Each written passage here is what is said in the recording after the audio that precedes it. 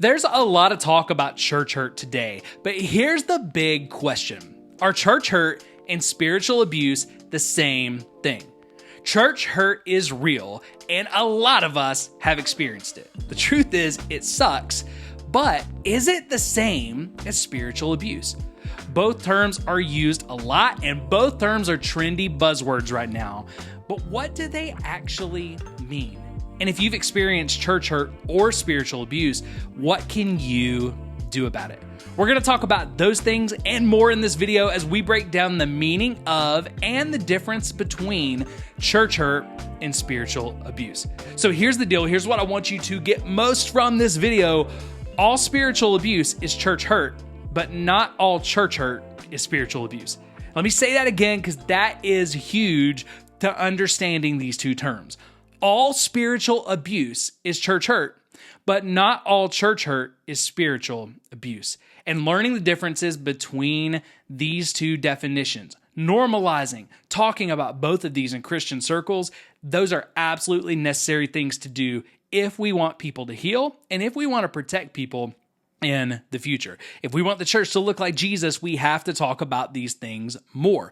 What's hidden can never heal. So let's bring this conversation out of the dark and into the light, starting with the difference between church hurt and spiritual abuse. But stay till the end of the video where we actually talk about the most dangerous and damaging part of us not talking about spiritual abuse or misunderstanding church hurt and spiritual abuse. We'll talk about that toward the end of the video. But let's start by defining church hurt. Okay, I'm going to give you a couple of different definitions, so buckle up. We're going to look at this from a couple of different angles, kind of turning it around so that you can get the best definitions for you to understand it. But what is church hurt? First definition, church hurt is any pain that people experience in a church setting that results from the action or inaction of someone associated with the church. That could be emotional, it could be physical, but it's any pain that people experience in a church setting that comes from the action or inaction of people within the church, okay? Again, that could be church leaders, that could be friends in the church, right? That's one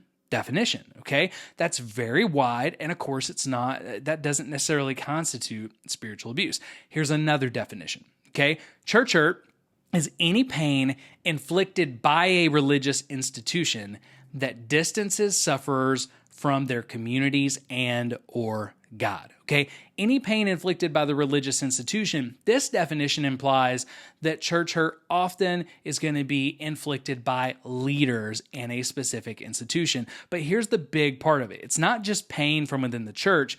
They would say that church hurt is pain that distances sufferers from their community. So if it distances you from your church community or it distances you from God, causes issues with your faith or how you practice your faith.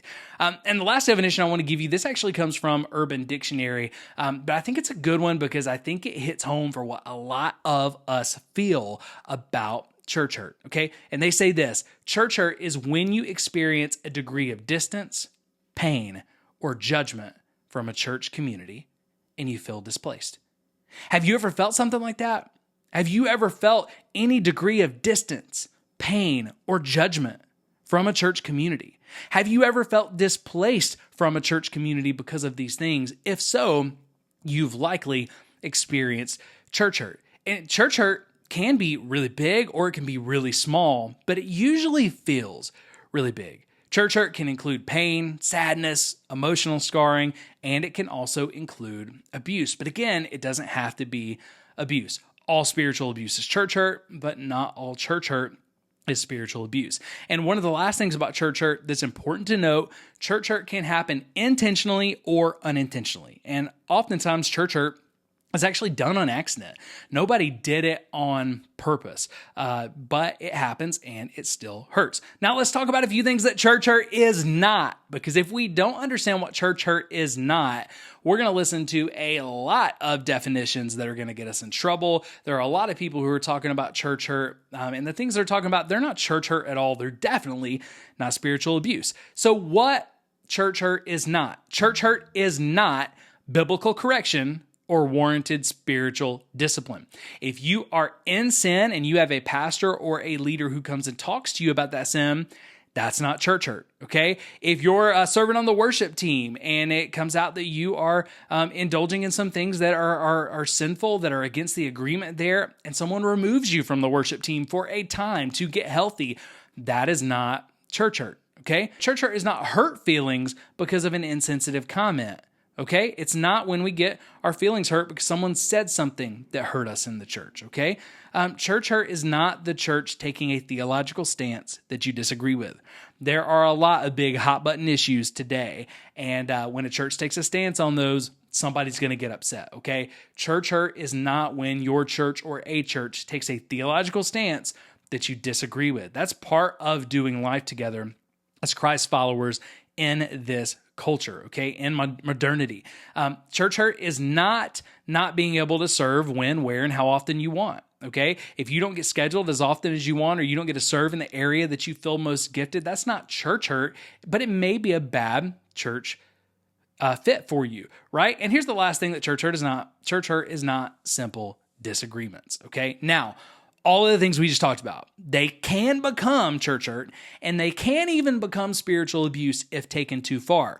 But generally, those things are not church hurt, okay? So we talked about what church hurt is and what church hurt isn't. Now let's define spiritual abuse so that we can really look at these and tell the difference between them, okay? Spiritual abuse is a form of emotional and psychological abuse that happens in a religious setting, and it includes a list of things. So I'm going to give you this list. I'm going to go through it really fast. Okay, so go ahead, buckle up, prepare yourself. This is a long list, and you don't have to hit everything on this list for an experience to be spiritual abuse.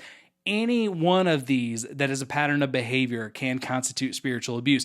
I'm going to go through these fast, but if you want more information on spiritual abuse and you want to understand it further and you have more questions, go ahead and check out this video that we did on spiritual abuse by itself. We go into much more depth on this definition. So here we go.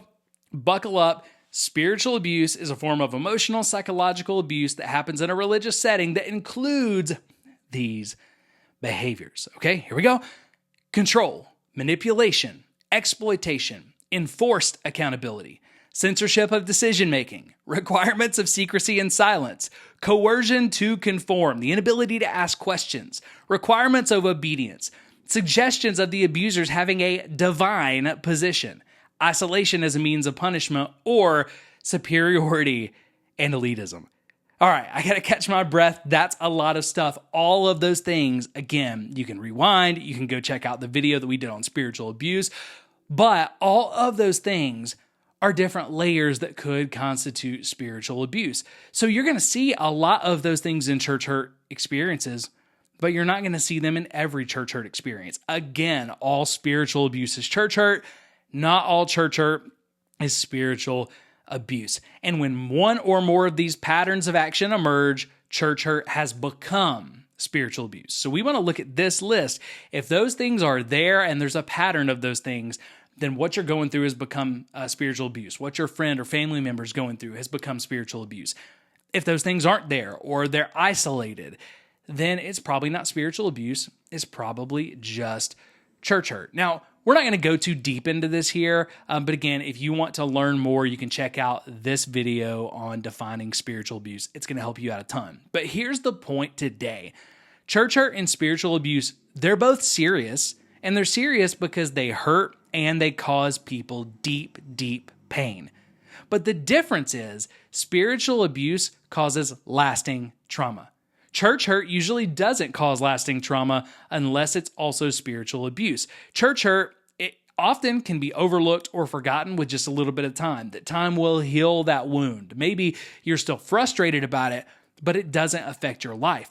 With spiritual abuse, it's traumatic and can stay with you for months, years, decades, or even your entire life. And not only does it stay with you, it actually still triggers you and affects your life as you're going forward. So there are people who have left the church after being spiritually abused, not because they don't believe in Jesus. That's one of the biggest misnomers that people have about church hurt, that when people leave the faith, they must not have been Christians to begin with. A lot of times people aren't leaving the faith But after they've been spiritually abused, they get so triggered when they try to come back to a church, they relive that trauma all over again. It's a form of spiritual PTSD. And when that happens, you have people who will disengage from the church until they find healing, okay? And again, spiritual abuse like this can stay with you for a really long term. Now let's think about another difference here.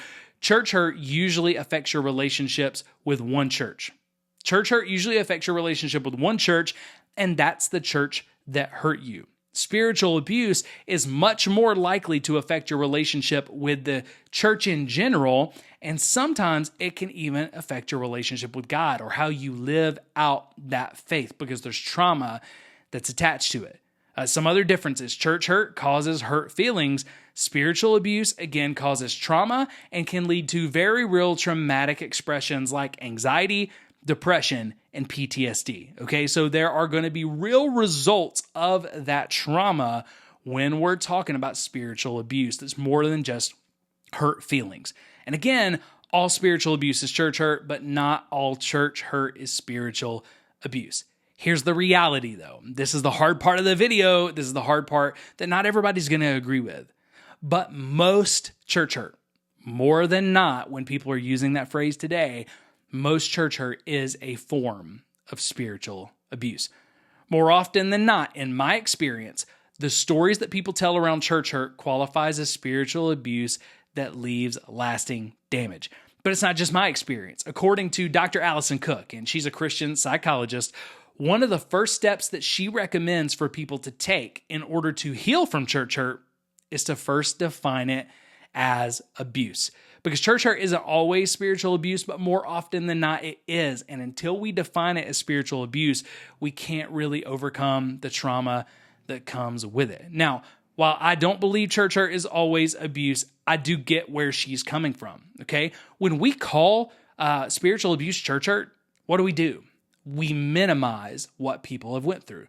And when we minimize, it's easy for abusers in the church, people who don't belong in the church, to cover it up, to kind of whitewash it, and to keep that cycle going, okay? And when you hear someone who's in leadership minimize, or someone that you care about minimize a spiritually abusive situation you went through, it can make you feel like it was something you went through that you should easily be able to get over or move past. And when that's not the case, you begin to wonder if something's wrong with you, which just makes the situation worse.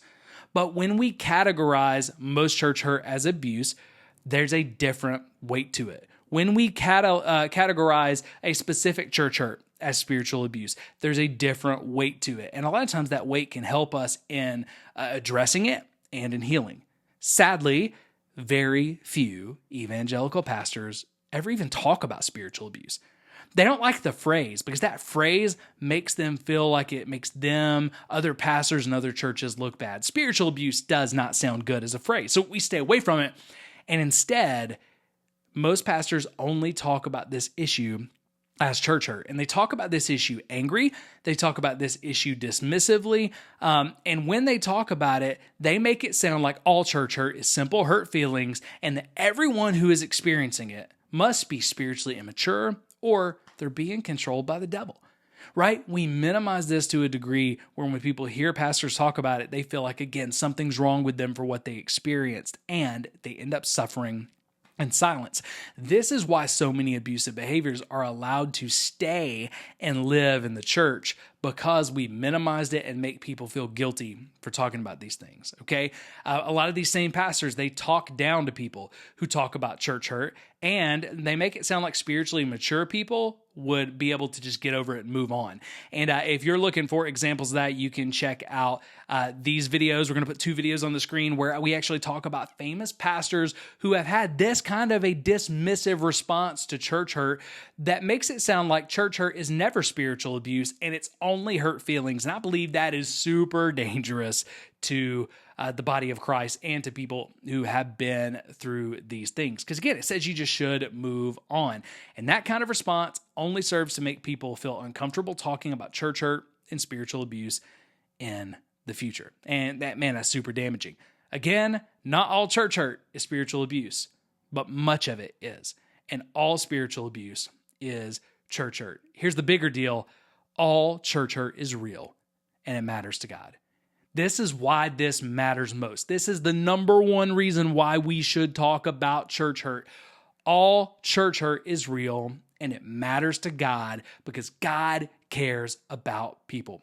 So if you've been church hurt or you've been spiritually abused, I just want to say I am so sorry. As a pastor, I want to speak on the behalf of others who may never apologize to you. I am so sorry for what you went through and that you had to deal with that by people who say they represent Jesus. Now, if you haven't yet, let me encourage you to please talk to a professional or at least a trusted friend about what you've been through. When we go through these things in silence, it's really hard to ever move on. If you're a pastor or a church leader who's listening, let me encourage you to start taking church hurt and spiritual abuse seriously. Instead of dismissing people's stories, take the time to really listen to them.